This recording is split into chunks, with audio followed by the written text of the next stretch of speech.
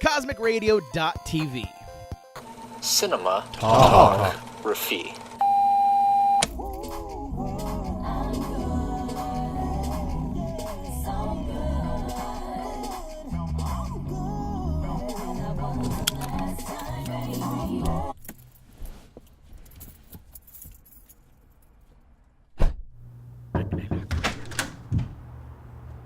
Hey, Roberto. All right, Brent. What's on the docket today? All right, so you're gonna like this. I've got just the thing. All right, hit me. Seriously? Pitch Perfect? Yes. All right, open your mind a little, Roberto. This is an excellent film. You know, we could do something else. Like, we could relive your parents' divorce or go visit a gynecologist. Wait, what? My father always says, if you're not here to win, then get the hell out of Kuwait. Just so you know, I'm not a total nerd. I also happen to be super into closet magic.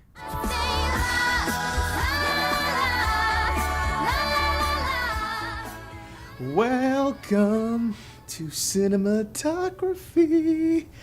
I'm your host, Roberto Villegas. And I'm joined by... Brandt Hughes. You asked for a beat. I gave you a beat, but not the one you wanted. It's fair enough, fair enough. How's it going, sir? It's going well. Today, you have opened my eyes. And I really have. Yes, because honestly... In a big way. In a big, bad, bold way.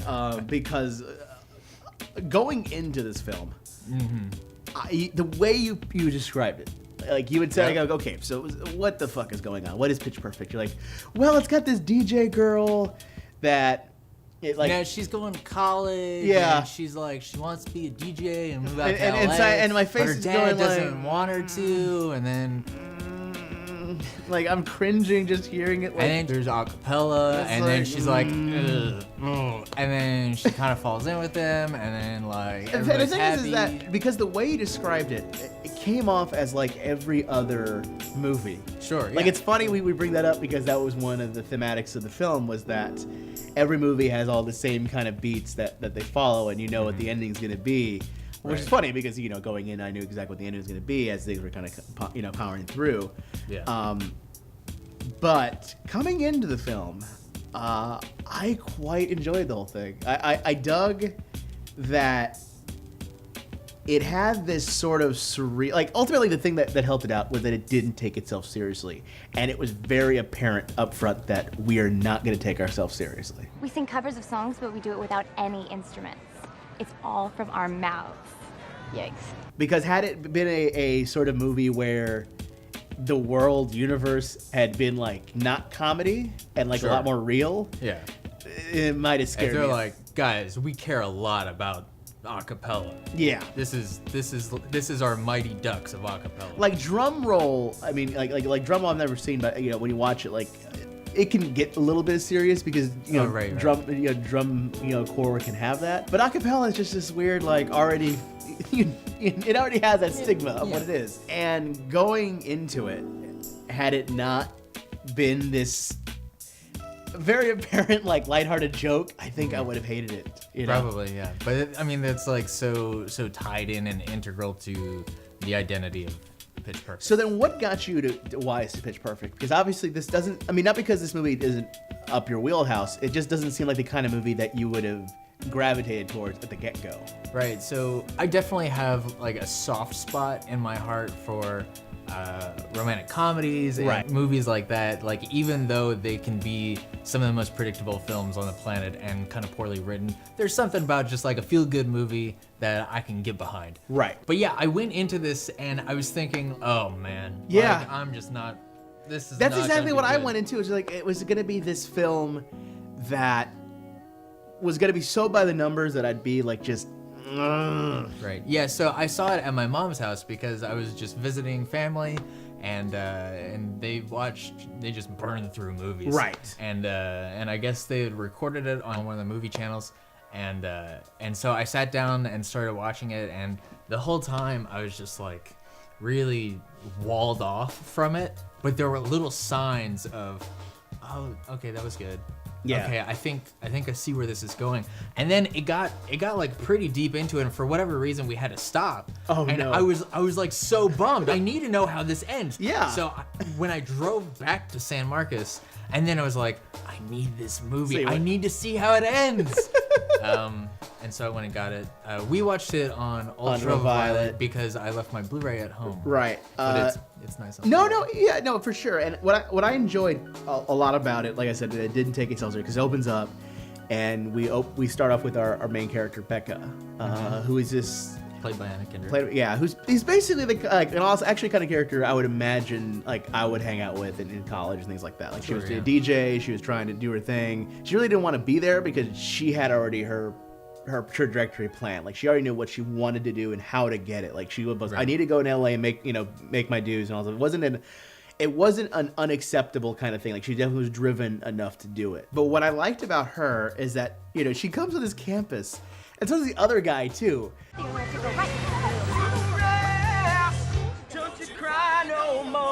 And we see a lot of characters. We're gonna get into some of the characters that are amazing. But like, this is a weird alt universe college. Yeah, totally. Where it's not the jocks who are anything big. It's not the football players or the basketball players or even like cricket or golf. You know, it's acapella people. Acapella is the hot thing. Which I'm like, this is an alt universe. And the thing is, because they put that on Front Street, like I'm like, all right, I'm in. Like I'm in because you've already placed this on Front Street. Like they open up with the competition, like girls are dropping their panties essentially. Like everyone's getting moist and wet at these competitions. Boy, the bad boys of acapella have just gotten badder. Ooh, that's right, John. I'm gonna have to excuse myself to freshen up the downtown. Things are going crazier than they should be at any acapella, at anything with acapella on there. And it was very apparent, like, okay, I'm in this weird universe, and they've definitely made it apparent, which, for me, that's what got me in. I keep saying that because I was like, going into it thought it was going to be something a little more serious. I didn't know it was going to be like this kind of funny. But there's definitely a cavalcade of characters, and they all have their things. We have, of course, the 4 acapella groups. We've got the Troublemakers, sort of the the antagonists. They're sort of your classic '80s villains, if you will. Kind of, yeah. We've got although they're a little bit more sympathetic. Yeah, they definitely get more sympathetic in the end because after we get rid of El Douche Capitan, dude from Workaholics. Is there Workaholics like Brawler or Brawler or something like that? And so we have that. Why I say like that? I really love the way he plays into that character. Oh yes. I'm Willie Misunderstood. Look who it is. Old dudes. Get along. Sonic Boom. He's so just like thriving. No, he is. He that's why I said I opened up saying El Douche Capitan because he is definitely his like athletic sports sandals. Yeah, like exactly. Like wasn't he like doing the backup for John Mayer? Which is again, it's totally appropriate. So we have that team, the Troublemakers. We then have our other protagonist team, the Bardabellas, which has sort of this almost classic 50s acapella. Like they have the suits, and they definitely are keeping a tradition of some sort of trying to. We then have the other teams that weren't really focused on, which I kind of felt bad because I would love to have heard more of the high notes, and then the other one, which I can't remember the 4th team. Yeah, I mean, I'm fine that they didn't really focus on this because I felt like they were a little bit undeveloped anyway. That's why I was kind of like. That's why I was kind of hoping. I was kind of wanting them to, only because in this world of college, like apparently.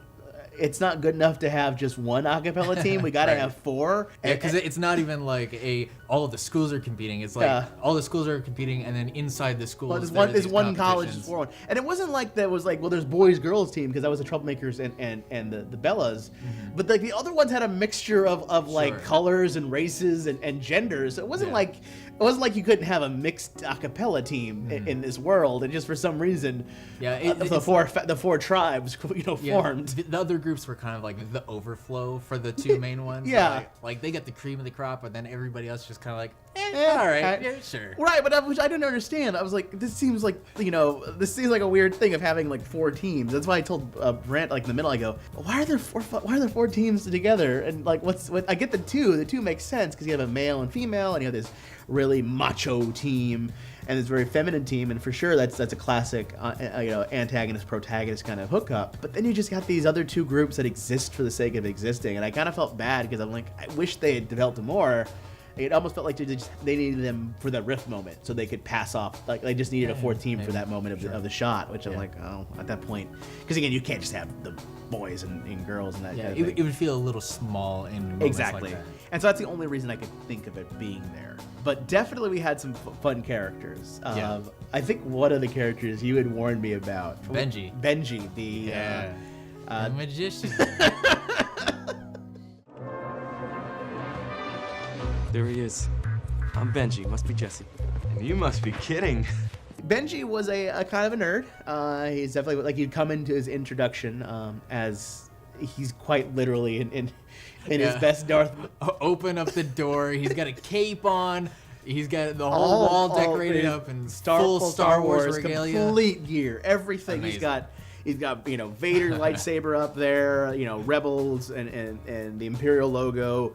He is ready for convention time. He had a mount on his headboard for 3 different styles of lightsabers. It was so amazing, and I was just like, okay, I get this character, at least this one. This is gonna be the nerd. I didn't know that was gonna be our magic intro, because then he comes and talks about, and did I mention I'm into close-up magic? I also happen to be super into close-up magic. And he reveals a little furry guy. How long was that little guy in there? Several days. Just the idea behind it, because you had warned me about this character. Yeah. Because you had said you've met people like that in real life at times. Yeah, it's a funny archetype of the overzealous fan of a certain type of thing, particularly magic. But it was so great because it was it was the best part with him was when they're talking to the Troublemakers, and he's like, because he's also surprisingly into acapella, in a big bad bowl, the point of their rendition of do you believe in magic or whatever, got him to fucking get into close-up magic in the first place. Yeah, it's pretty funny how that kind of loops around back on itself. Yeah. So let's talk about the obvious element, because I think it's important to talk about when we're talking about this sort of movie, that being in the soundtrack and the music. What was your take on it? Because I know obviously acapella has a lot of range you can do. I dug it. A lot of it wasn't really in my genre that I kind of my mainstays, but generally speaking, I thought all of their arrangements were pretty nice. It was all good to listen to, Right. I haven't gone out and bought the soundtrack or anything, but I thought it was a good addition to the film. It helped support the film. It was good. Me too. Ultimately, when I think about this soundtrack in the movie itself, I definitely like the way they worked in the acapella as part of the actual music in the movie. Right. I forgot the term. It's diegetic versus non-diegetic music, I think. I liked how they worked that in there. Because even near at the end during the final competition, they had one of the acapella bands singing "It's the Final Countdown" in acapella. Right. I was that was amazing.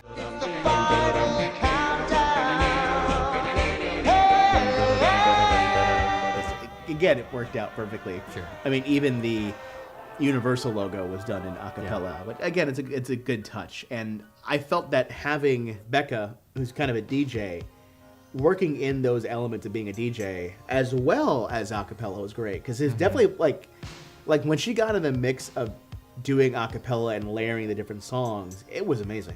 Yeah, it was awesome, and it's a common technique that's used in a ton of films, especially sports films, because you have to show that the team isn't great and then they become great. You have to have a really clear transformation, and they do a really great way of showing. Here's boring, stale-ass music, and here's really interesting, layered music with some depth. Because that's what you can do with, acapella. When we break it down, there are some great acapella acts in terms of even the world, like Boys to Men at times gets acapella, and so there is ways of doing making this really amazing sound in acapella.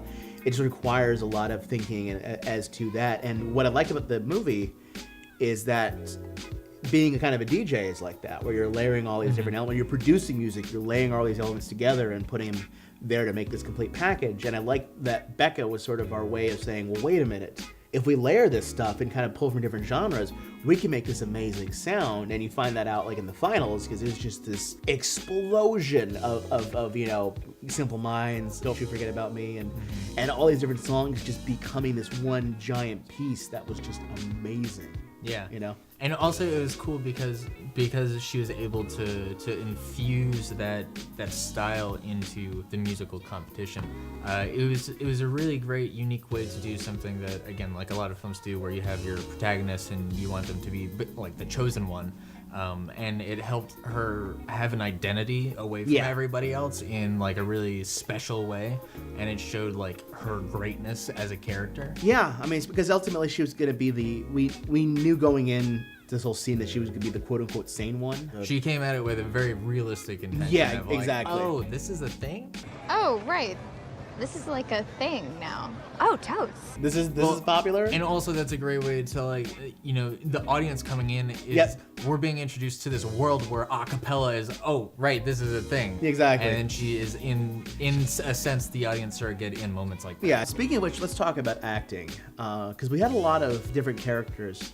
The one negative I can say, if I have to say negative about it, a lot of them are archetypes and like very classic ones. I mean, that almost felt like kind of a weird note of the movie, even though it was aware of itself and it even made reference to it. Mm-hmm. The idea of it being a typical movie with a typical storyline. Even our main character, Becca, has never watched, you know, movies all the way through, like never watched Breakfast Club or anything like that.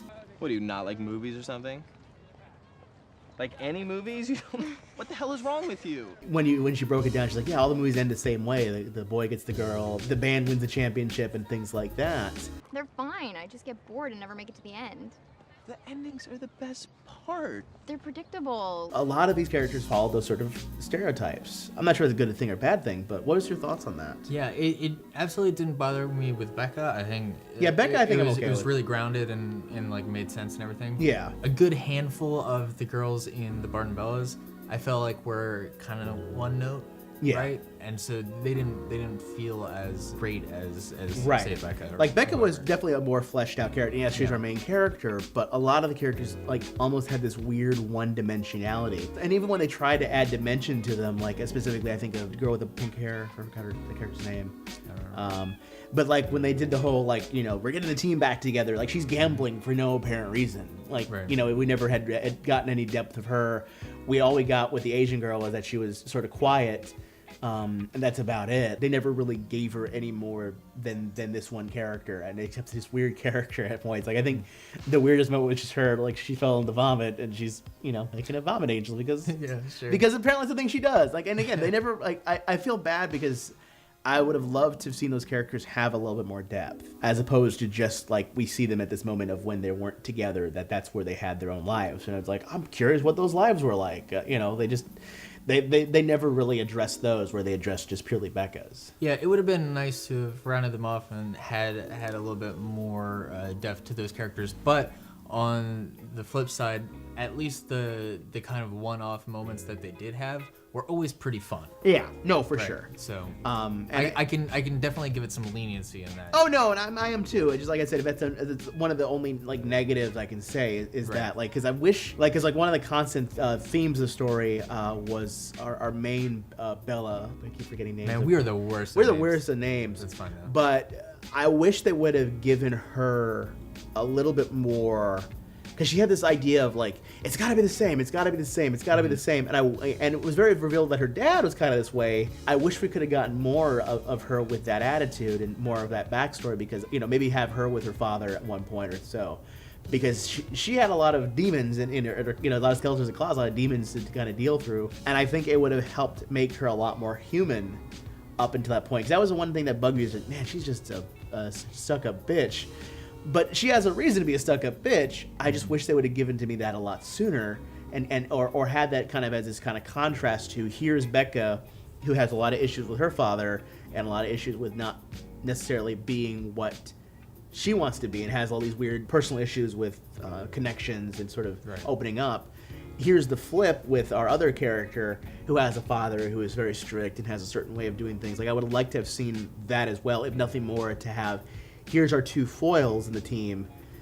Here they are actually quite alike, and that when they met and talked about it, we as the audience would have been aware of, oh shit, yeah, this would have been, you know, this should have been happening, and there would have been a little more tension on that. Yeah, it would have been cool to explore her a little bit more, because like watching it again, you notice that she has a lot of issues with being in control. Right. She has a lot of issues like having it all rest on her, because you know the torch is passed off to her at the very beginning, and the only times she has projectile vomited is when it is all on her. Right. So like when she's doing the solo, when the team is falling apart and they are all looking to her, like she clearly has some kind of issue with that, but she feels a certain amount of responsibility because she has to uphold this name that's been a staple in the college for so long. Exactly. She doesn't want to like usher forth this great movement of change, which you know Becca is trying to bring forth.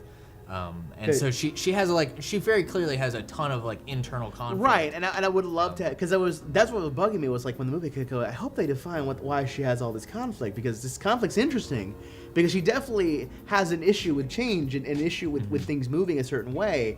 Like she wants to get back to this position. She wants to do the exact same song because it almost feels like she wants to fix the wrong that she did so many years ago. And I'm like, I want to hear this person do that more, because I really, really, really want to see what that is. I want to see how that develops into something, and that. And this is like, you know, because there's potential depth in this character that we're just not addressing, and I feel that I wish it could have been addressed more. Totally.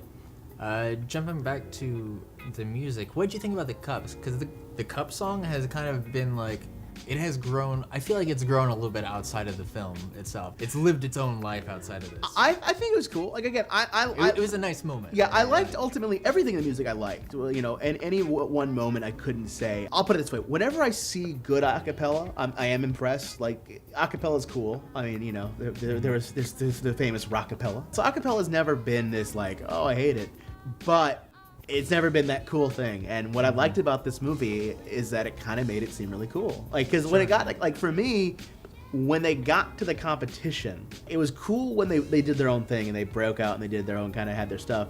But even as foils of the Troublemakers and stuff, like you got to see all these different teams. Like I almost wish they'd taken a kind of a drumline approach where they had bounced it between the other teams a little bit more and maybe the other colleges. I get they're doing kind of a, like the thing with this movie, they are doing the 80s thing. They are doing the traditional movie thing, and they're making very obvious that they're doing that. And that's cool, and I definitely like they did. But there's a part of me that wanted to see the other acts, like, and how they got developed, because you see, like they have the Acapellas. I'm just like that. Why can't we know their backstory? They have nothing more than to know the Acapella's backstory. And like you see these other teams doing these elaborate dances and everything else. I'm just like, what's their story? Why are they doing that? And then the Troublemakers come out and do their thing. And again, they all do these amazing, not just acapella, but performances and stuff, like things that would rival like Backstreet Boys and stuff like that of the days. Sure. Because they're just able to do that. And I think that's what really endeared me. It wasn't so much like the individual songs or even the cup scene, but just the production value they added to each moment. Like even at the riff off, the sort of scene where they have that's such a good scene. It's such a great scene because it let every team. It was almost a friendly moment. And even though the Troublemakers won, they won just because technicality, and the technicality was like, we never heard that. You know, they mentioned like we never even heard that rule. They just wanted to fucking douche. It was actually like, as you're saying earlier, a very classic like 80s kind of moment. Exactly. Yeah. Team douche has to win. Yeah.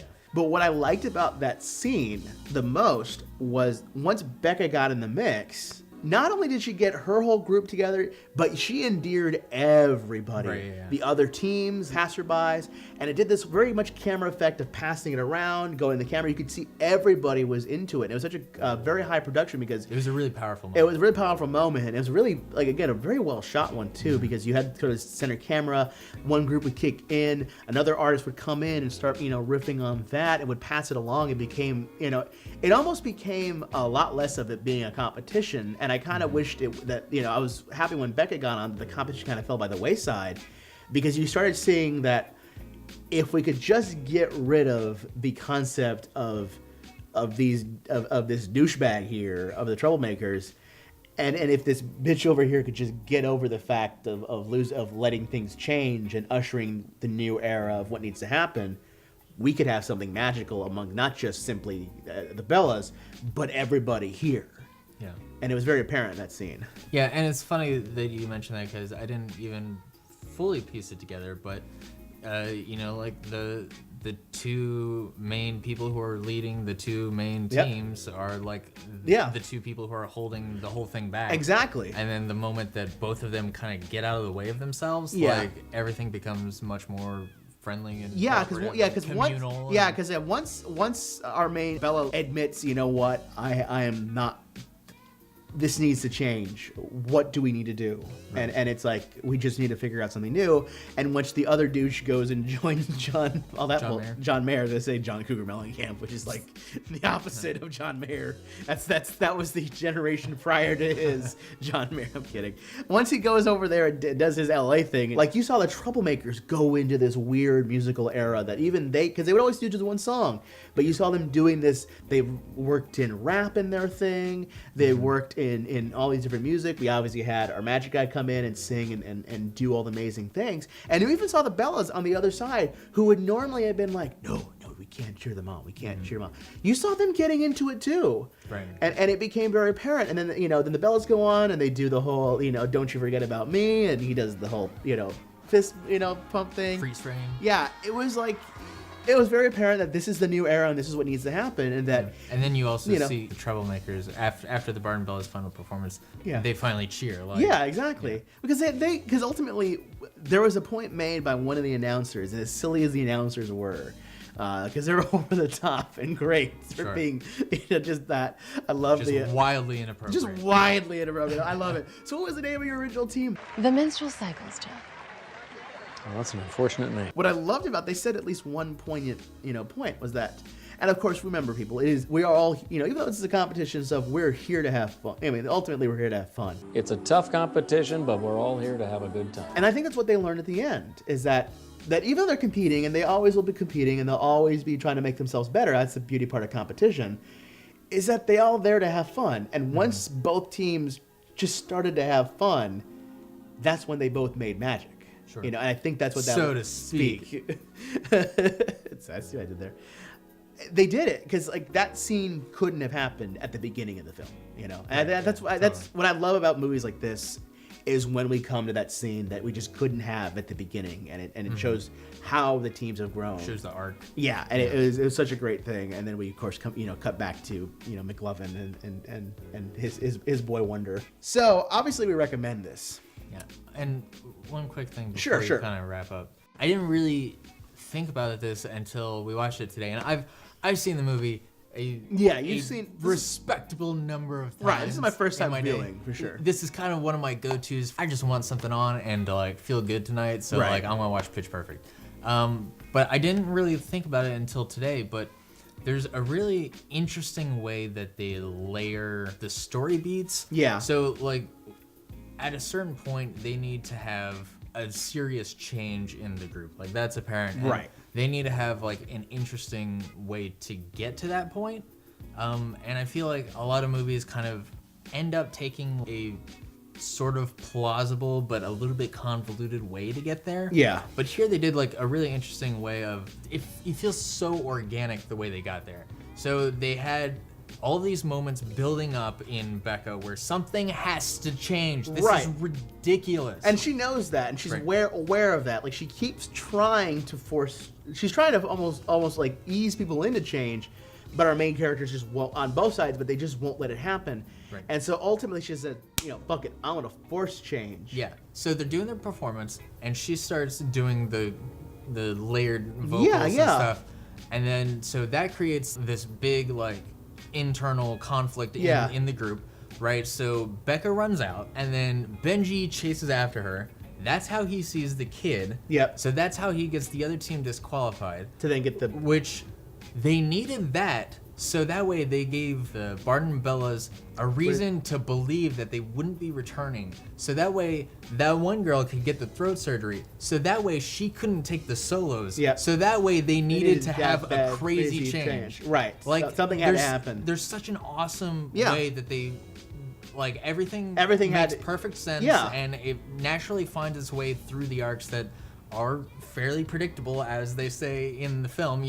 They make mention of it, and I think that's what I liked about the film, because I probably wouldn't have caught it the if I wasn't really paying attention, was the idea of the, they're going through movies and the character make mention of like, all these movies have the same kind of predictable arcs, to the point where they're watching, Breakfast Club, but, And they make specific reference of, the girl always gets the guy. Right. Which she does. But what I like about it is the fact of the matter that he goes, I told you, endings are the best part. And yes, he's referencing the whole, like, you saw the ending of the movie and that.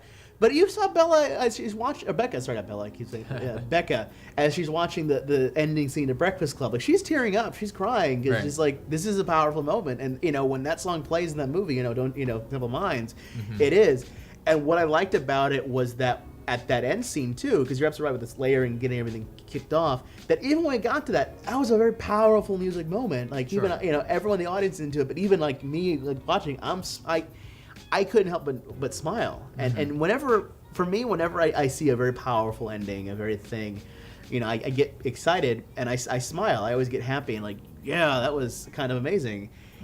And I like that even though it followed those notes, it did it in a way that felt like this is the logical progression to get to those notes. It didn't feel like you said, contrived. Yeah, so I think it's just like really smartly put together. Yes. So you came into this with your doubts. Yes. And then you were relieved of those doubts. Correct. How do you feel about the second one now? See, that's what I was going to ask you, because this is like your thing. I'm excited for the second one. I don't know. I haven't seen any trailers. I haven't seen anything, so I have no idea what they're going to do for the second one. I mean, it seems like they're going to have a new crew of people, because the idea at the end of the movie of the first one, it's just like, all right, first up, they cut off there. So the assumption is it's going to pick up from right then and there and kind of get the new crop, if you will. I hope though that they maybe develop some of the other characters. I hope personally maybe that they kind of team up and combine forces, and that they go against maybe another rival college. Okay. If nothing more, because I would love to see, because like much like you like romantic comedies, I always like seeing characters hook up and things like that. I would love to see how the other Troublemaker teams hooks up with some of the girl characters, because you could tell like in the bus scene that there were some minor bonds forming in some relationships. Sure. I would love to see the rapping nerd guy with long hair with long hair like hook up with the the Asian girl, because it was kind of there's something there, and I'd like to see them develop it, or like the fact that they say, well, why do you have Boomer's number? And I'd love to know why. I mean, why that's a thing, and what that means, because even when we cut to Van Amy, she has all these guys around her, right, and I'm just like, I'd love to know like what is all her boyfriends that she's saying, and they were like think she's joking, but she's not, and I'd love to know like, well, why does she have this? Like, who is she? Maybe develop some of these other characters a bit more further, if nothing more than to make them, a bit more human. And I think if you had the ability to team up the two parties, if you will, and sort of make it almost a school versus another rival school, like make it some type of collegiate, hardcore collegiate thing that just teams within a college, like make it this sort of inter-college scholastic kind of thing. I think that could be interesting, and nothing more then you'd be able to develop these characters and sometimes their own relationships together. Since we don't have to worry about this whole, you can't hook up with Troublemakers, you can have, and it's college, so, I'd love to see that. Cool.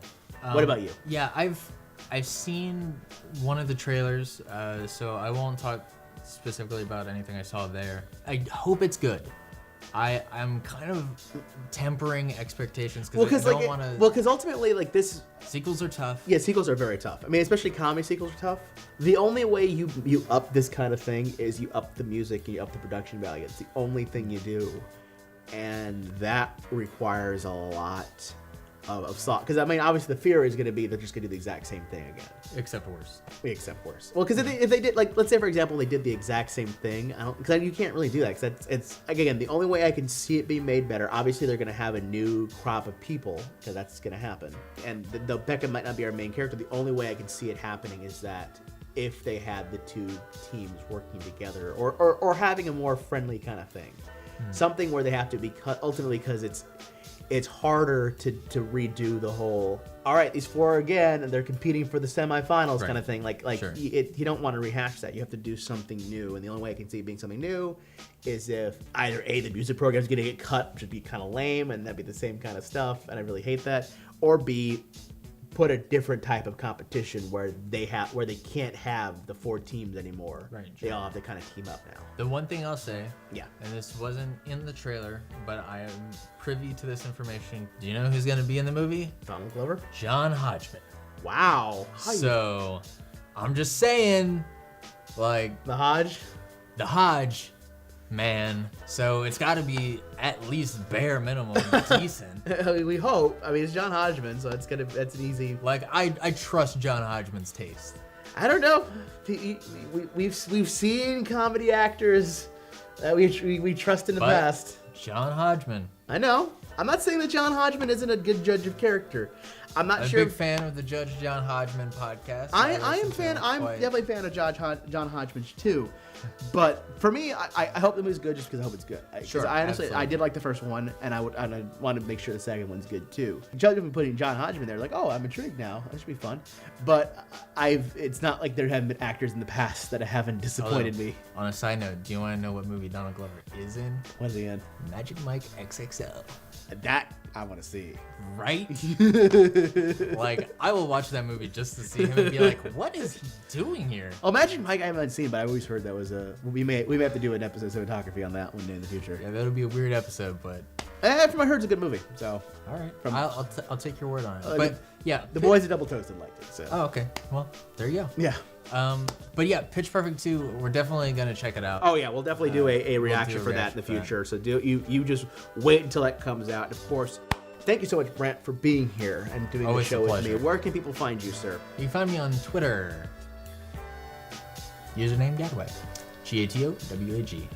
Awesome. Of course, you can find me. I'm at Vincent404 there on Twitters. You want to talk to both of us on Twitter, however, you can hit up our actual show account at Cinematalkraphy. You can, of course, check out our previous episodes at CosmicRadio.TV/Cinematography. Or, of course, if you're here on YouTube, you can hit that big old subscribe button that's somewhere here. Nope. I can do that Not again. Not again. You're like, I'm not. You only get one. It's just hit that subscribe button, wherever it happens to be on the screen on there. And of course, you can hit that big old like button. And if you happen to think this should go someplace else, maybe there's a subreddit you think this is appropriate for, share it. So that's it. We will talk again. But until next time. Cinema. Sing. Sing. Well, this is awkward. This has been a CosmicRadio.TV production. For more awesome shows, head on over to our website, CosmicRadio.TV.